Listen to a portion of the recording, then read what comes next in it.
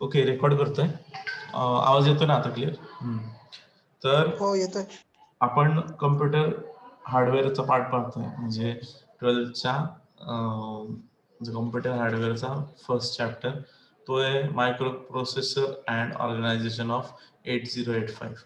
Basically microprocessor म्हणजे काय? It is going to do the task किंवा processing करतो तो म्हणजे मायक्रो प्रोसेसर. आता मायक्रो प्रोसेसर जसं कम्प्युटर लार्ज एक्सपेन्सिव्ह मशीन आहे म्हटलं जातं, आता तो कमी कमी होत चाललाय, तसंच प्रोसेसर पण साईजला लहान होत चाललेत. तर तसं 8085 हा एक प्रकारचा प्रोसेसरच आपण तो पाहणार आहोत. आणि नक्की मायक्रो प्रोसेसर काय असतं ते पण आपण पाहणार आहोत. ओके, आता तुमच्या सिलेबसमध्ये म्हणजे 12च्या सिलेबसमध्ये इव्हॅल्युएशन ऑफ मायक्रो प्रोसेसर म्हणजे बऱ्यापैकी कव्हर केलेलं आहे. म्हणजे त्याची हिस्ट्री, ते कधीपासून इंट्रोड्यूस झालं आणि ते किती वर्ष, टोटल 15 वर्षामध्ये, म्हणजे 15 वर्षामध्ये खूप त्याच्यामध्ये वास्ट चेंजेस होत गेले. टोटल 20 इयर्स लागले त्याला तसं बघायला गेलं तर. म्हणजे आत्ता ज्या वर्षात आपण आहोत त्या वर्षी त्याचं एकदम ब्रॉड, म्हणजे आपण i7 i3 वापरतो ते एक प्रकारचे प्रोसेसरच आहे. तसं बघायला गेलं तर फर्स्ट जनरेशन म्हणजे 4 बिट मायक्रो प्रोसेसर हा 1971 मध्ये लॉन्च झाला, जो इंटेलनी 4004 या नावाने इंट्रोड्यूस केला. तो 4 बिटचा होता. 4 बिट म्हणजे word size it is going to be 4 bit. त्यानंतर मोटरोलाने इंट्रोड्यूस केला 6800. नंतर सेकंड जनरेशन इंट्रोड्यूस केलं 1974. याचा पूर्ण चार्ट आहे, तर आपण पाहू शकतो इथे. First generation 1971 Intel 4004. General information म्हणजे त्याच्यामध्ये काय नक्की होतं, म्हणजे काय चेंजेस झाले, म्हणजे डिझाईन कसं केला होता. Calculator used in calculator, it could be perform arithmetic and logical operations. म्हणजे सेकंड 71 72 नंतर 74 ला इंटेलचा 808 आला, 8080 आला, नंतर 8085 76 मध्ये आला. आणि प्रत्येक म्हणजे मायनर काही ना काहीतरी इन्क्रीज केलं होतं त्यांनी. Development of direct complete micro processor with in CPU, clock, IO port, all signals of IC packages. त्यानंतर थर्ड जनरेशन आला 8086. तो 12 बिट म्हणजे टोटल 12 बिट लिहिलंय. त्यानंतर फोर्थ जनरेशन 32 बिटचा. आणि त्यानंतर फिफ्थ जनरेशन 64. आपण जे यूज करतो i3 i7 Intel Pentium 2 Pentium 3, हे काय फिफ्थ जनरेशन. तर तुम्ही थर्ड जनरेशन बघाल तो टोटल 16 बिटचा आहे. त्याच्यामध्ये 16 बिट 197 इंटेलचा, 1978 1978 मधला. फोर्थ जनरेशन 1981 मध्ये इंटेलने केला 32 बिटचा. लास्ट आपण जो पाहिला फिफ्थ जनरेशन 64चा. आता मायक्रो कम्प्युटर म्हटलं, मायक्रो कम्प्युटर ऑर्गनायझेशन म्हणजे नॉर्मली ऑर्गनाइज कसं केलं जातं, म्हणजे त्याच्यामध्ये मेन पार्ट काय काय आहेत मी ऑलरेडी डिस्कस केलेलं आहे. मेन कंपोनंट्स कुठले आहेत मायक्रो कम्प्युटर म्हणजे? नॉर्मली कम्प्युटर म्हटलं की कुठले मेजर पार्ट्स येतात ते. तर त्यामध्ये सगळ्यात पहिला input device, then central processing unit म्हणजे with arithmetic unit, control unit combines it known as CPU. त्यानंतर मेमरी युनिट आणि आउटपुट डिव्हाइस, टोटल इनपुट. त्यानंतर central processing unit with ALU and control unit combine it known as CPU. आणि memory unit and output device. आता तुम्हाला normally जर सांगायला गेलं, input device सगळ्यांना माहिती आहेत, आउटपुट डिव्हाइस माहिती आहेत. जेव्हा आपण कुठलंही फंक्शन करत असतो किंवा कम्प्युटरशी डील करत असतो तेव्हा आपण जे आपण इंटरॅक्शन करतो ते इनपुट डिव्हाइसने, जे आपल्याला आउटपुट भेटतं ते आउटपुट डिव्हाइसने. त्यानंतर मेमरी युनिट म्हणजे ज्यामध्ये डेटा स्टोअर केला जातो ते मेमरी युनिट. आणि त्यानंतर सेंट्रल प्रोसेसिंग युनिट सगळ्यांना माहितीच आहे, 3 पार्टिशन असतात, arithmetic logical unit, control unit. आणि बेसिकली अरिथमॅटिक लॉजिकल युनिट म्हणजे काय की जे तुमचे अरिथमॅटिक फंक्शन्स आहेत, म्हणजे ऍडिशन, सबस्ट्रॅक्शन, इन्क्रीमेंट, डिक्रीमेंट, त्याचं कॅल्क्युलेशन करणं म्हणजे अरिथमॅटिक युनिट. आणि कंट्रोल युनिट म्हणजे तुमच्या प्रोसेसला शेड्यूल करणं किंवा प्रोसेस एक्झिक्यूट करून घेणं म्हणजेच कंट्रोल युनिट. किंवा त्याला पेरिफेरल डिव्हाइसेस प्रोव्हाइड करणं, म्हणजे समजा मला माझा प्रिंटर अवेलेबल करून देणं किंवा माझा माऊस टास्क करून घेणं, ते इनडायरेक्टली कंट्रोल युनिट परफॉर्म करतात. तर ही ब्लॉक डायग्राम आहे. इथे इनपुट डिव्हाइस दिसतोय, ॲरो, मिडल पार्ट हा आहे कंट्रोल, म्हणजे आपला सीपीयू आणि मेमरी आहे, प्रायमरी मेमरी अँड वगैरे. हे मध्ये मधला पार्ट हा सीपीयूचा आहे पुरा. त्यानंतर आउटपुट डिव्हाइस म्हणजे जेव्हा आपण इनपुट देतो ते प्रोसेसर त्याच्यावर काम करतं, त्याच्यानंतर आपल्याला आउटपुट डिस्प्ले होतं. ही ब्लॉक डायग्राम आहे आपली मायक्रो प्रोसेसर, तो कसा ऑर्गनाइज केलाय एकदा रीड आउट करून दाखवतो. अबाऊ प्रोग्राम मेमरी आणि डेटा मेमरी, या दोन मेमरीज आहेत त्या, प्रोग्राम मेमरी आणि data memory. Normally program memory तुम्हाला माहितीच आहे कशासाठी यूज होते, आणि डेटा मेमरी बेसिकली आपल्या डेटा फंक्शन साठी यूज होते. त्यानंतर generic micro processor. Generic micro processor म्हटल्यावर specified microprocessor idea, simple architecture of general microprocessor. It is a general model showing essential blocks in microprocessor. म्हणजे essential model specified part. आता जर बघायला generic microprocessor includes blocks required set of lines called as bus. आता कुठल्या कुठल्या part आहेत, तर first one arithmetic logical unit जे ALU. त्यानंतर रजिस्टर. रजिस्टर म्हणजे बेसिकली काय असतं, it is a memory, some specified memory आपण त्याच्यामध्ये स्टोअर करतो. आणि instruction decoder, timing and control section and the interpret, control and 3 types of bus. First of all ही जी डायग्राम तुम्ही जर नीट पाहिली, ही जेनरिक मायक्रोप्रोसेसरची डायग्राम आहे, ज्याच्यामध्ये अरिथमॅटिक लॉजिकल युनिट म्हणजे इनडायरेक्टली जे आपल्या अरिथमॅटिक लॉजिकल फंक्शन्स जे परफॉर्म केले जातात ते म्हणजे ALU. त्यानंतर registers, it is memory. Instruction decoder म्हणजे आपण ज्या इन्स्ट्रक्शन पाठवलेले किंवा रिसीव्ह केलेलं त्याचं डिकोडिंग करणं. टायमिंग कंट्रोल सेशन म्हणजे क्लॉक बेसिस आहे म्हणून. त्यानंतर इंटरप्रेट म्हणजे इंटरप्रेट कंट्रोल म्हणजे इंटरप्ट कंट्रोल म्हणजे विदिन इंटरप्ट. त्यानंतर 3 टाइप्स ऑफ बस. डेटा बस, आता बसच्या टाइप्स आपण पाहूयात. यामध्ये ही जर डायग्राम बघाल इथं ALU पार्ट आहे बघा, हा वाला. त्यानंतर इंटरनल बस, ही इंटरनल बस. त्याच्यानंतर हे टायमिंग अँड कंट्रोल जे मी आता म्हटलं होतं, टायमिंग अँड कंट्रोल ते रिलेट करतं क्लॉकशी. त्यानंतर इंटरप्ट, हा जर सेक्शन वाईज बघितलं तर हा ALU पार्ट, ALU पार्ट. त्यानंतर टेम्पररी रजिस्टर, अॅक्युम्युलेटर, हे दोन पार्ट आहेत. अॅक्युम्युलेटर आणि टेम्पररी रजिस्टर बेसिकली एक मेमरी स्टोरेज साठी यूज होतात. हे हा पार्ट जो दिसतो वरचा, सगळे पार्ट वाईज केले तर इझिली अंडरस्टँडेबल आहे. फर्स्ट वन हे ALU, त्याच्यानंतर टेम्पररी रजिस्टर आणि अॅक्युम्युलेटर. त्यानंतर इथे बफर लॅच आहे आणि इथं पण बफर लॅच आहे, दोन बफर लॅच आहेत. त्याच्यानंतर डेटा ऍड्रेस रजिस्टर, हा डेटा ऍड्रेस रजिस्टर. त्यानंतर प्रोग्राम कंट्रोल काउंटर, त्यानंतर स्टॅक पॉइंटर. आता हे हा बॉटम येतो टायमिंगच्या रिलेटेड म्हणजे टायमिंग कंट्रोल, क्लॉक आणि इंटरप्ट कंट्रोल. हे इनडायरेक्टली कनेक्टेड करून जी डायग्राम तयार झाली जेनेरिक मायक्रो प्रोसेसर. आता फ्लो आपण पुढे पाहूयात. आता त्याचं डिस्क्रिप्शन दिलेलं आहे वन बाय वन. इथे ALU चं first one, ALU arithmetic logical unit, it is a 8-bit unit. आता हे नॉर्मली लक्षात ठेवा की ALU हा 8-bit युनिट आहे, वेअर अरिथमॅटिक और logical operations are carried out. म्हणजे नॉर्मली तुमचे जे अरिथमॅटिक ऑपरेशन्स आहेत ते कॅरीड आउट होतात कुठे, ALU मध्ये. After performing the operation it sets flags according to the nature of resulting answer, depending upon the answer. त्यानंतर रजिस्टर. रजिस्टर हा जो आपला टेम्पररी रजिस्टर आहे तो रजिस्टर.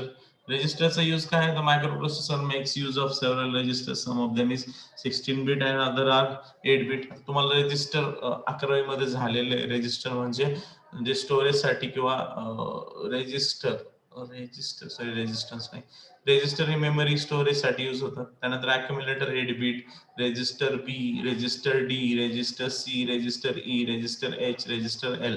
हे काय रजिस्टर, जनरल पर्पज रजिस्टर. लक्षात ठेवा BCDEHL हे आपण इन्स्ट्रक्शन सेट मध्ये यूज करतो. त्यानंतर टेम्पररी रजिस्टर हा पण 8-bitचाच आहे. नॉर्मली पाहिलं status register is a set of flip flop called as flag. Flag set करणं, microprocessor has two flag carry and zero. Carry आणि झिरो लक्षात ठेवा की फ्लॅग असतो एक फ्लिप फ्लॉपचा, त्याचा नॉर्मली बेसिकली दोन फ्लॅग असतात. तुझी पिन मागची एवढी मोठी.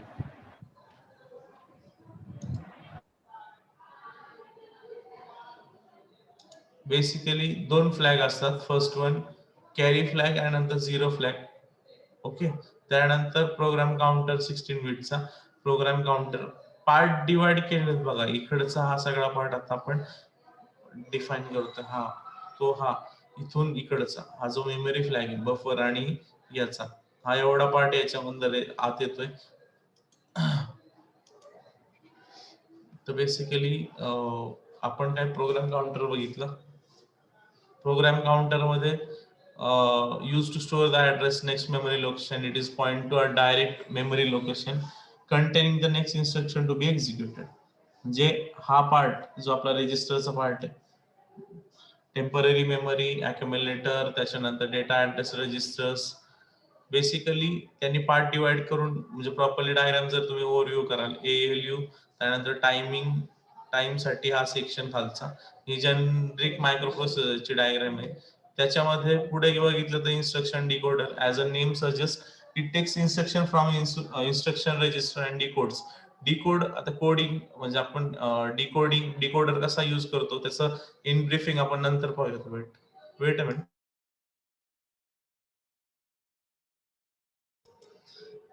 तर इन्स्ट्रक्शन आपण काय करतो, डिकोड करतो. त्यानंतर timing control section refers to a block program as a signal gives instruction, decoder is generated and appropriate signal to be control respective device in order to execute the instruction. Interrupt control, interrupt is essential process in microprocessor. It executes certain steps when interrupt occur. म्हणजे normally data receive केल्यानंतर हा काय करतो, timing control ह्याच्यावर या distribute करायला, म्हणजे generic जी तुमची इन्फॉर्मेशन असते ती काय होते, रजिस्टर मध्ये स्टोअर होते. त्याच्यानंतर इन्स्ट्रक्शन डिकोडर काय करतो, त्या जी इन्स्ट्रक्शन आली ती डिकोड करतो आणि ती टाइम कंट्रोल नुसार ज्या ज्या पार्टला पाहिजे त्या पार्टला प्रोव्हाइड केली जाते.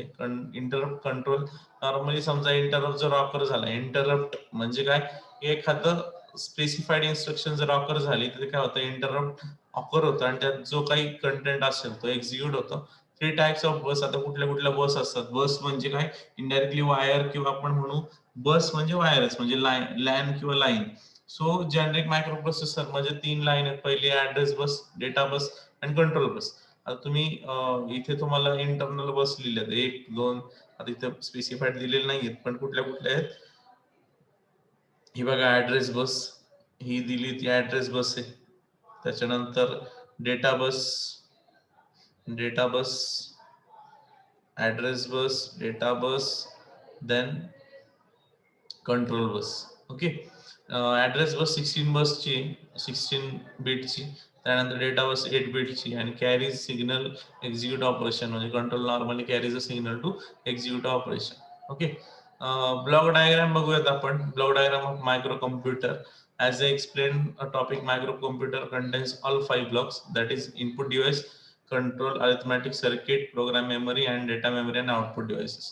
आता काय काय असतं, तर नॉर्मली हा कीबोर्ड हा इनपुट डिव्हाइस आहे, डिस्प्ले हा आउटपुट डिव्हाइस, एवढं तर सगळ्यांना क्लिअर आहे. म्हणजे इनपुट डिव्हाइस काय आहे, कीबोर्ड, आणि आउटपुट डिव्हाइस काय आहे, डिस्प्ले.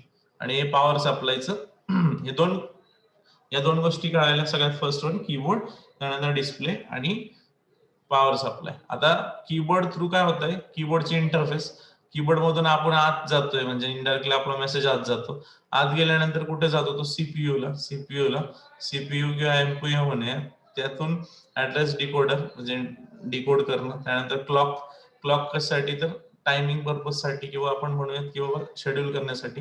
त्याच्यानंतर खाली डेटाबेस, पॉवर, रॅम आणि रॉम बेसिकली तुमच्या डिस्प्ले पर्पज साठी यूज होतात. म्हणजे इथून वर्किंग झाल्यानंतर ऍड्रेस बसने कुठे जाणार आहे, रॉम किंवा रॅम म्हणजे रीड ओनली मेमरी, आणि रॅम म्हणजे रॅन्डम ऍक्सेस मेमरी. याच्या एक्झिक्युशन नंतर कुठे जाणार आहे, बेसिकली डायरेक्ट डिस्प्ले इंटरफेस म्हणजे chip selection line.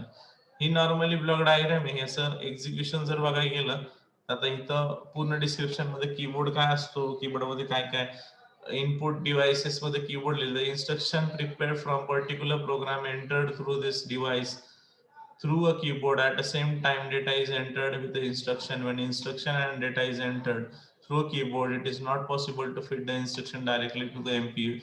Then it is busy in performing previous instruction, therefore the stored into keyboard interface. Another reason to connect the keyboard input to keyboard interface is the speed of the input device, and MPUs may be equal after the storing the instruction.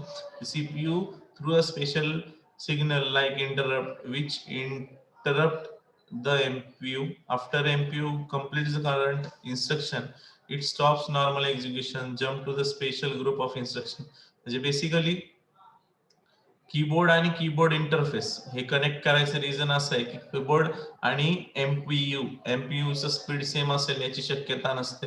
म्हणजे normally कीबोर्डचं speed जास्त आणि एमपीयूचा slow असू शकतो. त्याच्यासाठी keyboard interface ही use केली जाते. Keyboard interface म्हणजे normally आपलं कधी कधी होतं आपण कीबोर्डचे बटन प्रेस केलेले असतात पण ते एक्झिक्यूट होत नाही किंवा डिस्प्ले होत नाही लवकर. याचं रिझन काय असतं की ते सम स्टॅक किंवा कुठल्या तरी एखाद्या मेमरी लोकेशनला स्टोअर असतात. ती म्हणजे काय कीबोर्ड इंटरफेस. पुढे नॉर्मली आता बघा a special signal like interrupt MPU after MPU completes the current instruction it stops normally. आता हे नॉर्मल आहे. Actually keyboard interface is a special chip keyboard interface connected to address bus. न म्हणजे काय सांगितलं की जो आपली वरती कीबोर्ड कीबोर्ड कशाला कनेक्ट झाला आपला इन्स्ट्रक्शन सेटला. इन्स्ट्रक्शन सेट नंतर किंवा इंटरफेस म्हणूया आपण कीबोर्डची इंटरफेस कुठे कनेक्ट होते ऍड्रेस बसला. Chip select from control line because when data is entered informed to MPU through interrupt line, the MPU generates the control signal and chip signal to activate only keyboard interface. MPU tells send data on a data bus and then MPU accept the data continues from current job. म्हणजे normally data keyboard वरून keyboard इन्स्ट्रक्शनला जातो, तिथून address बसला जातो. Address बस म्हणजेच MPU ला जातो आणि काय होतं पुढे पुढची इन्स्ट्रक्शन आपण बघूयात. मायक्रो प्रोसेसर युनिट म्हणजेच एमपीयू काय करतं पाठवलेलं instruction it can be refer as CPU unit. In this main part of system like brain, human being, data is processed and required to control the signal generated to the control in the system. म्हणजे normally ते काय करतं त्या पाठवलेल्या इन्स्ट्रक्शनला process करतं. Control unit and fabric very small chip capable of performing three main functions: to receive the information from digital form, to process this information mean arithmetic and logical operation, to send the result information into standard form. म्हणजे हे काय करतं micro processor MPU unit ते work करतं त्या पाठवलेल्या instructions वर आणि ते काय करतं पुढे प्रोसीड करतं. आता त्याच इन्स्ट्रक्शन सेट मध्ये किंवा त्याच डायग्राम मध्ये आपण जेव्हा एमपीयू पाहिला पुढे रॉम आणि रॅम आहे. ROM is a program memory. It contains fixed storage and known as monitor program. It has address bus chip, select read signal line, and ROM is a read only memory. It allows only reading storage information. आणि RAM म्हणजे काय data memory. ROM normally basically काय असतं की जो secondary memory म्हणून की आपण त्याच्यात कंटेंट स्टोअर करतो. आणि रॅम म्हणजे काय it is normally use to store the data temporary storage. म्हणजे ज्याच्यात तुम्ही पाठवले इन्स्ट्रक्शन असतात ते ब्रीफिंग मध्ये वाचले म्हणजे रीड आउट केले जातात आणि त्यानंतर volatile होतात किंवा गायब होतात. Bus requires to write and read the data in memory. RAM has address input chip select read write enable lines. RAM is a normally 8-bit wide. It allows both read write, hence called as read write random access memory. Okay. पुढे या दोन नंतर output म्हणजे basically काय झालं आपलं first आपण कीबोर्डवर इन्स्ट्रक्शन घेतल्या त्यानंतर त्या कुठे गेल्या एमपीयू मध्ये गेल्या. एमपीयू थ्रू आपल्याला कुठे भेटल्या रॅम आणि रॉम मध्ये. त्यानंतर त्यातून आपण डिस्प्ले इंटरफेसला आलेलो असला. डिस्प्ले इंटरफेस म्हणजे it is also a memory where we are going to store the information. आणि डिस्प्ले डिव्हाइस म्हणजे ज्याच्यावर आपण पाहणार आहोत. म्हणजे इथे similar to input device keyboard interface system is displayed display interface that stores the display interface in the continuous transaction to 7 segment LED display. आता तुम्हाला 7 segment LED display हा आपण नॉर्मली आपली जी एक मशीन पाहिली होती आपण रेड कलरची जी लाईट हे होती पट्टी होती त्याच्यावरती म्हणजेच काय 7 सेगमेंट एलईडी डिस्प्ले. त्यानंतर ऍड्रेस डिकोडर बेसिकली आपण एक क्लॉक पाहिला खाली ज्यात इथे क्लॉक दिसतोय सगळ्यांना. हा क्लॉक काय बघा की a simple data select purpose device clock with which whole circuit is synchronized. The speed of the system is also dependent on clock frequency. Then power line, power supply हे तर सगळ्यांना माहितीच होतं. पॉवर सप्लाय बघितला आपण. Clock कशासाठी use होतो तर सिंक्रोनाइज करायसाठी प्रोसेस म्हणजे आता इनपुट आणि आउटपुटची प्रोसेस असते ती मेंटेन करण्यासाठी क्लॉक मेनली रिस्पॉन्सिबल आहे. ओके. सो आपण आता जी ब्लॉक डायग्राम पाहिली कशाची, आपण पाहिली मायक्रो कम्प्युटरची ब्लॉक डायग्राम. हे आपण इझिली ड्रॉ करू शकतो, म्हणजे कीबोर्ड, त्यानंतर म्हणजे इनपुट डिव्हाइस, आउटपुट डिव्हाइस, त्यानंतर एमपीयू और सीपीयू, त्यानंतर त्यालाच क्लॉक कनेक्ट करायचं आहे. रॉम आणि रॅम हे मेमरी रिलेटेड आहे. त्यानंतर हे पॉवर सप्लाय आणि ऍड्रेस डिकोडर. आता हे मेनली तुम्हाला इतकं इझी आहे ड्रॉ करायला की त्याचं डिस्क्रिप्शन तुम्ही इझिली लिहू शकाल. फ्लो जरी लिहिला तरी तुम्हाला बऱ्यापैकी मार्क भेटतील. ओके, आता पुढचं आहे द 8085 मायक्रो प्रोसेसर. हे आपण नेक्स्ट सेशन मध्ये घेऊयात. आता आम्ही इथपर्यंत थांबतोय. कुणाला काय डाऊट असेल तर तुम्ही मला मेसेज करा, आपण त्याच्याबद्दल परत नेक्स्ट सेशन मध्ये डिस्कशन करूया. ओके, सेशन एंड ओके करतो. सर.